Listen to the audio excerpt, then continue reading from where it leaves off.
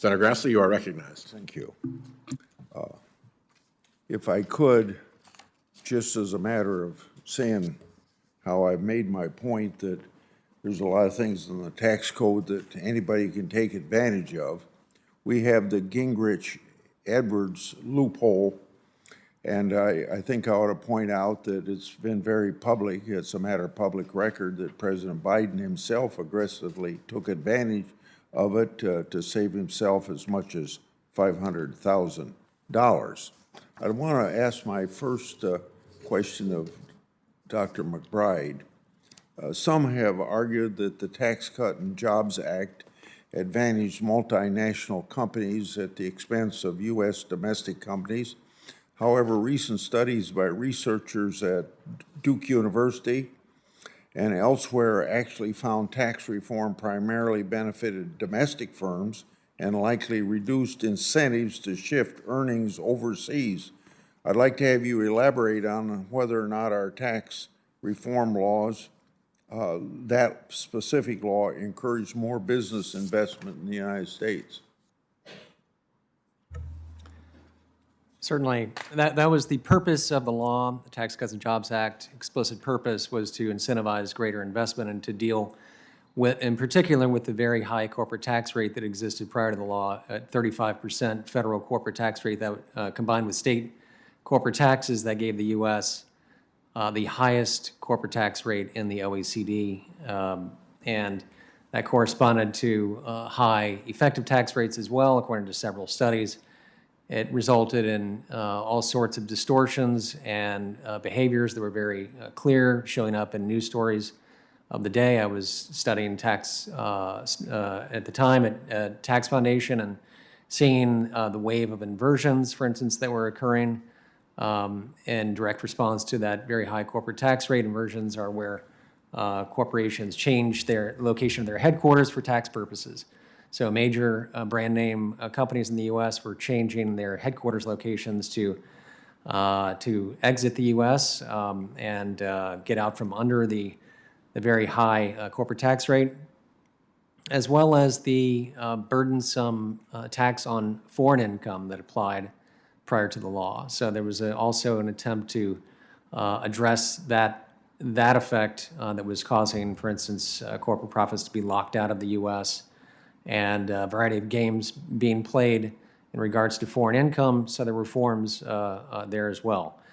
Not entirely simple reforms, as our witnesses have discussed. There's certainly some complicated features of the GILTI provision in particular. But nonetheless, the goal was to address that very clear problem that was recognized on a bipartisan basis by the Obama administration, for instance.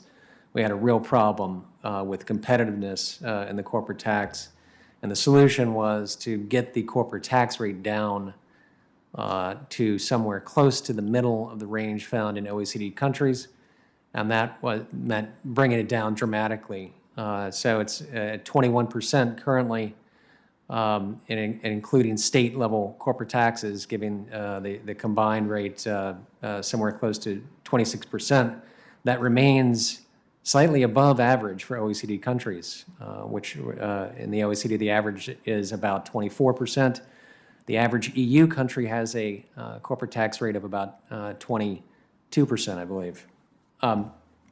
So that was an effective way, and really the only way, to effectively deal with the very bad competitive situation the U.S. was facing due to our corporate tax.